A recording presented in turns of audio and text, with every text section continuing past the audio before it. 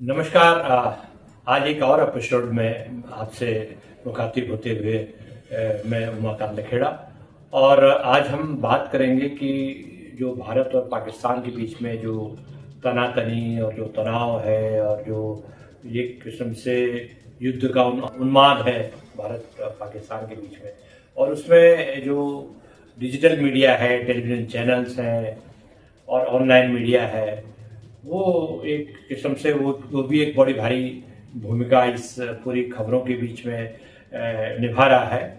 और उसमें भारत सरकार, मिनिस्ट्री ऑफ इंफॉर्मेशन ब्रॉडकास्टिंग है, आईडीबी मिनिस्ट्री जिसको कहते हैं, उसने जो है नेशनल डिजिटल ब्रॉडकास्टिंग एसोसिएशन को सलाह दी है, परामर्श दिया है कि देखिए, पाकिस्तान से जो बहुत सारे गेस्ट हैं जो भारत के डिजिटल प्लेटफॉर्म पे या टेलीविज़न चैनल्स में या इलेक्ट्रॉनिक मीडिया में आ रहे हैं या ऑनलाइन मीडिया में आ रहे हैं, वहाँ से एंटी इंडिया प्रोपेगेंडा हो रहा है।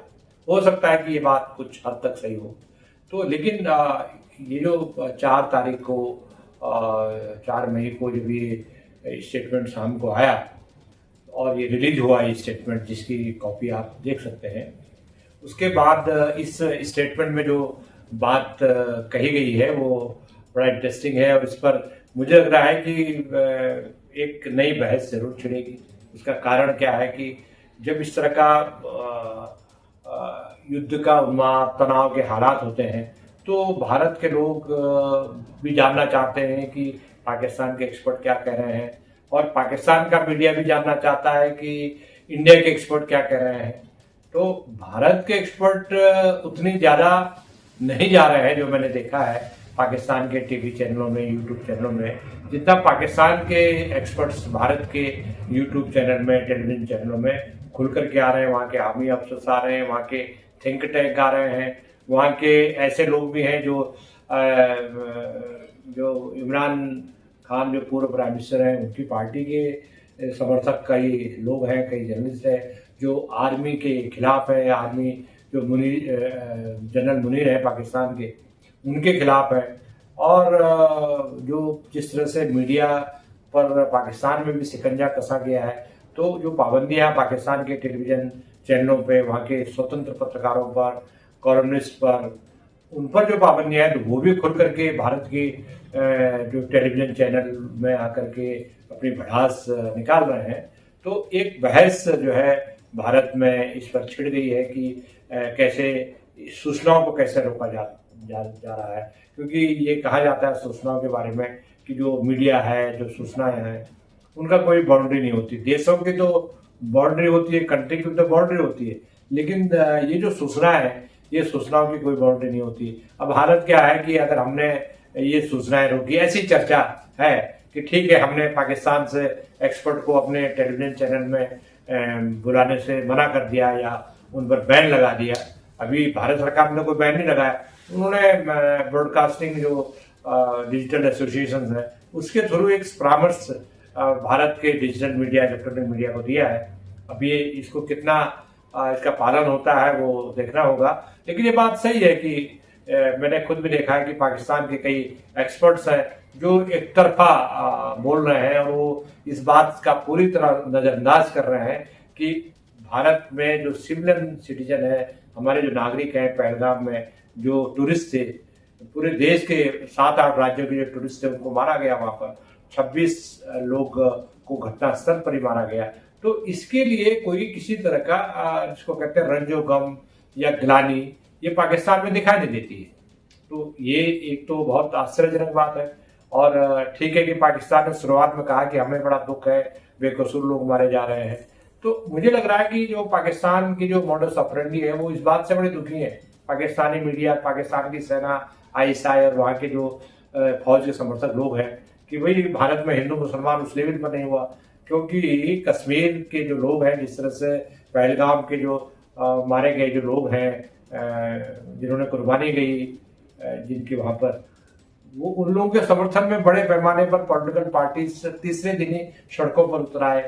तो ये एक बहुत बड़ा जिसको कहते हैं जन ज्वार देशवासियों के पक्ष में आया, देश के पक्ष में आया। और इससे मुझे लग रहा है कि भारत सरकार को काफ़ी इसका फायदा उठाना चाहिए। अब उनको फायदा उठाया, उन्होंने नहीं उठाया। आज ये भी घटना घटी है कि किसी वहाँ के आतंकवादी को पकड़ा गया था इस आशंका में कि उसका पहलगाम के घटना से कोई ताल्लुक है और उसकी डेथ हो गई। तो उससे काफी आलोचना हो रही है, सिक्योरिटी फोर्सेस की अरेस्ट हो रहा है। लेकिन सवाल यह है कि हम मुद्दे की बात आते हैं कि इस पर भारत में एक, मुझे लग रहा है कि भारत की जो मीडिया है, भारत का जो इंडिपेंडेंट मीडिया है, उसमें मिश्रित प्रतिक्रिया है। कुछ लोग ये कह रहे हैं कि इस तरह की पाबंदी लगाना गलत है, और कुछ लोग कह रहे हैं कि नहीं, पाबंदी लगनी चाहिए क्योंकि भारत विरोधी जो प्रोपेगेंडा है, ये प्रोपेगेंडा पाकिस्तान के चैनलों के माध्यम से आ रहा है, और इसमें दुनिया में जो तस्वीर है पहलगाम की, वो जो असली मुद्दा है, जो बेकसूर लोग मारे गए हैं,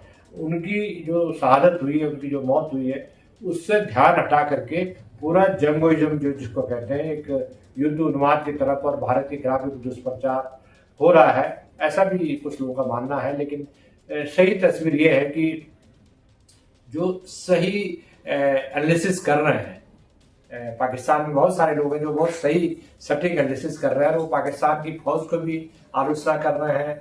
वो पाकिस्तान के जो इस समय जो मिली जुली सरकार चल रही है पाकिस्तान में, दो तीन पार्टियों के मिलकर के, उसकी भी आलोचना कर रहे हैं। और जो जनरल मुनीर हैं, जो पाकिस्तानी आर्मी के चीफ हैं, जिनको पूरे विलन बना दिया गया है या मान लिया गया है कि वो विलेन है, और हैं भी वो, भारत का मीडिया तो मान रहा है, हम लोग भी मान रहे हैं कि वो विलेन है। उन्होंने जिस तरह से बयान जारी किए और कहा कि हिंदू मुसलमान एक साथ नहीं रह सकते, तो वो जो बयान उन्होंने पहलगाम घटना के 5-4 दिन पहले दिया था, उसी को जोड़ करके ये देखा जा रहा है कि ये जो पूरा पहलगाम का जो घटनाक्रम हुआ, वो उसके लिए आर्मी और आईएसआई का प्लान था उसके पीछे, जो भारत में एक सांप्रदायिक तनाव पैदा करने की और हिंदू मुसलमान का विवाद पैदा करने की और दंगे फसाद भारत के शहरों में खड़े करने की उनकी एक बहुत बड़ी साजिश थी, जो मुझे लगता है कि भारत की जनता ने, भारत की आवाम ने, भारत की सरकारों ने उसको नाकाम बना दिया। और मीडिया का भी एक बड़ा तबका है जिसने बड़ा संयम से काम लिया। जो सोशल हार्मोनी की जो अपील थी, उसका असर हुआ है। लोग इस बात को बखूबी जानते हैं कि पाकिस्तान किसका जो असली मंसूबे वो क्या है। तो ये जो बयान जारी हुआ है कि पाकिस्तान के एक्सपर्ट को ना बुलाया जाए, इसके बारे में कुछ लोगों का ये कहना है कि अगर आपने रोक भी दिया, तो जो इंटरनेशनल जो मंच है, बीबीसी है, CNN है, अमेरिकन टेलीविजन चैनल है, चाइनीज टेलीविजन चैनल है, उसके जरिए प्रोपेगेंडा हो सकता है। और वो प्रोपेगेंडा अगर हमने रोका तो हो सकता है कि वो और बड़ा प्रोपेगेंडा हो, क्योंकि मुझे याद है कि कारगिल के टाइम पर भी जब इंटरनेशनल मीडिया ने कहा कि टाइगर हिल में पाकिस्तानी घुसपैठ हो रखी है, तो हमारी सरकार ने उस समय उसको डिनाई किया, उसका खंडन किया कि कोई घुसपैठ भारत में नहीं हुई है। लेकिन उसके बाद भारत सरकार को मानना पड़ा, जब अंतर्राष्ट्रीय मीडिया में सारी खबरें आने लगी घुसपैठ की, कारगिल की पहाड़ियों पर टाइगर हिल में घुसपैठ की खबरें आने लगी। तो मुझे लग रहा है कि ये जो ब्रॉडकास्टिंग डिजिटल एसोसिएशन का जो वक्तव्य आया है, उस पर एक बहस जरूर भारत के मीडिया में होगी, डिजिटल मीडिया में होगी।